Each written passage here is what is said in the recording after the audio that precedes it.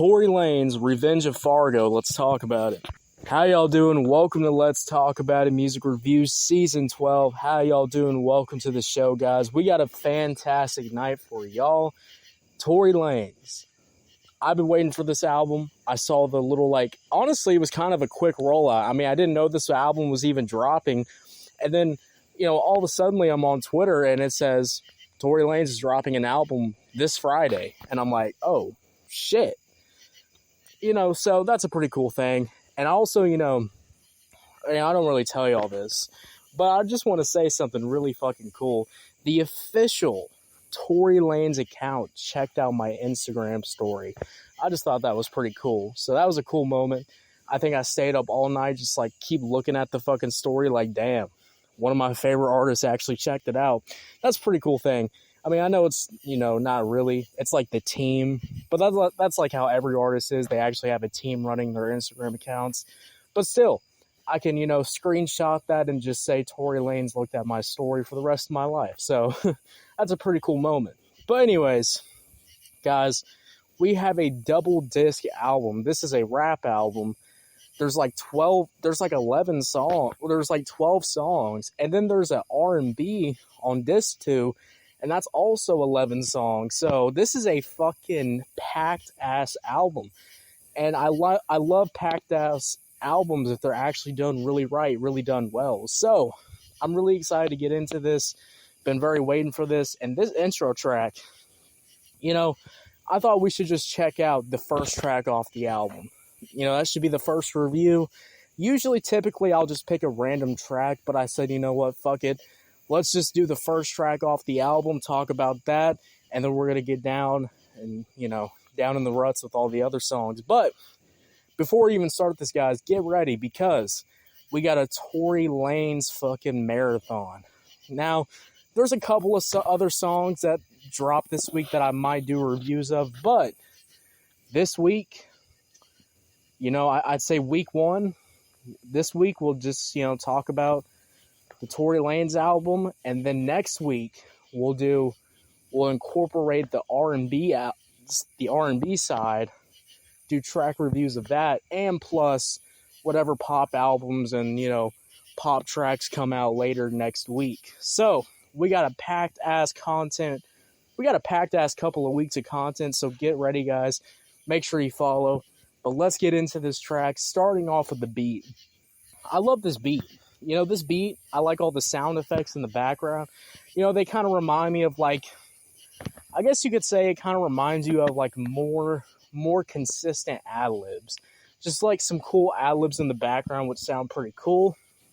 And also too, I do like the beginning. I like the dark strings. I like the dark trap beat. I like the overall vibe. But then there's something that's really cool in this song. There is 2 beat switches on this.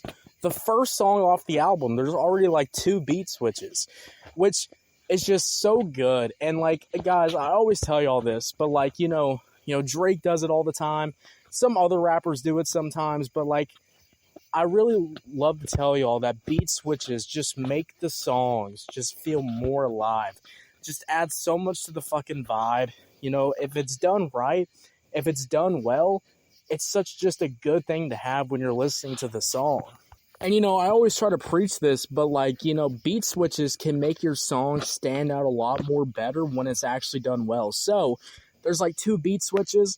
I'll say one thing, too. I usually don't really care for, the instrumentation of trap beats these days because the instrumentation of trap beats is so simple. Dark synths, trap drums, call it a fucking day. 808s, call it a fucking day. You know what I'm saying? But I like how the beat switches, there's a little bit more to these beats. I actually like the sound of the keys at the third beat switch. The keys just come in a little bit as the beat goes on, which sounds really cool. It doesn't sound like the basic-ass trap keys that I usually hear when I'm listening to this type of music, so I really do enjoy that. And then what I also enjoyed, too, is that second beat switch. The drums just hit a lot more. The fucking 808s are going fucking crazy. And I'm just having a really overall good time when I'm listening to this song. And also, this beat's got some complexity to it. You know, the 3 beat switches add complexity. You know, those cool ass sharp keys add complexity. You know, these cool little ad-libs in the background, these little sound effects add some cool complexity to the track. So, you know, already, I'm not gonna lie to y'all, already I'm really excited for this album. Like, you know, like, I think the only rapper in 2026 who's, like, who's, like, caught me, you know, excited to listen to the whole entire album was Drake's Iceman album. I mean, that first track was fucking phenomenal. I was like, all right, you know, this is fire. This is kind of having the similar effect where I'm like, okay, I'm ready to dive into this whole entire album. Like, that first track absolutely fucking hooked me. Absolutely made me go, okay, this is going to be a movie. And that's what I've been saying. We talked about it on the future album review, but I'm saying this, guys. More rappers need to start making their albums like movies. It needs to feel like a movie. It needs to feel like a goddamn moment, because that's what makes the music addicting. And that's what you fucking need in 2026. I don't need bullshit. You know, Lil Baby said it's album time, and he dropped a single. We'll talk about Lil Baby later down this week. But I can promise you one thing. Lil Baby ain't making a fucking movie. Lil Baby is going to drop the same bullshit that I've been talking about for 5 years. Just make that prediction. We haven't even checked out Lil Baby, but make that prediction known. That shit is going to be the same music as it's been dropping for 5 years. Now, I love this beat. This beat's fantastic. It's got some complexity. I love it, but I think I really like the Tory Lanez rapping. The beginning, I like how he switches from these melodic vocals, then he'll switch from rapping, melodic vocals, rapping. Like, that's just cool switch ups that just keep you entertained, keep you looped into the entire song, keeps the addicting vibe going as you're listening to it, which I really overall enjoy. Just really love that too. And then I really love the second verse when that second beat switch comes in and he just starts rapping his ass off. You know, kind of having that melodic flow, but also rapping at the same time. It's done very well. The flow switches are absolutely phenomenal. I like how they sound. The overall vibe is definitely fucking there, which is pretty fucking cool. So I overall really do enjoy that too.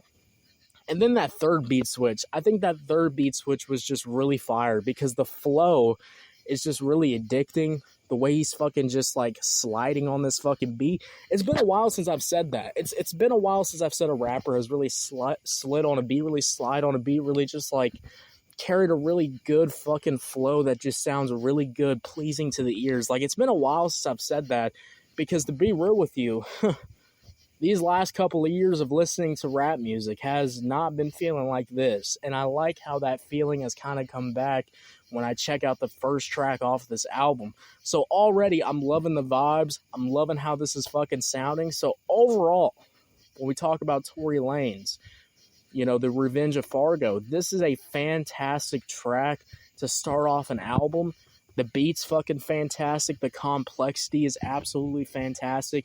The rapping is fantastic. I'm liking the beat switches. I'm liking the flows. I'm liking the overall vibe here. I think, you know, I remember back in 2023 and Sorry for What came out. And that album came out. There was moments of like this.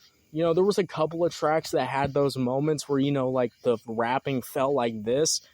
But something about this album, the rapping feels way different now. This is like the rapping that I want from Tory Lanez. Like, this is the fire fucking shit that I've been talking about. And I'm already getting that kind of feeling back from the first track off this album. So I'm very excited to check out this whole entire album. I am going to be listening to it all night. Probably over and over and over again. We'll fucking see. I probably will be. I mean, I'll be honest with y'all. It's probably what I'm going to be doing. But overall, I will easily give this song a 8 out of 10. 8 out of 10. What'd y'all think about it? Did you love it? Did you hate it? I don't know. Let me know. If you're on YouTube, Spotify, Pandora, wherever you get your podcast at, make sure you follow. Turn on notifications, guys. We're dropping new content every single day. And get ready. Tory Lanez Marathon. There ain't that much that dropped this week. We'll do like, okay, you know, there's a couple of songs that dropped. There's like a pop album that dropped that I could check out, but I don't really want to. We're gonna do this instead. So we might do like a Gracie Abrams track, one pop song review, and then, a Lil Baby song review. But for most of this week, we're about to be talking about Tory Lanez. And next week, we'll be talking about the R&B side of Tory Lanez too, with a mix of pop reviews and, the pop album reviews that I have to do. So, just like Ken Carson, we're gonna do a 2-week process of this. Why not? I'm gonna take my time with this. I'm gonna have a good time with this. And I'll see you later. You have a good one. Yeah, guys. Bye.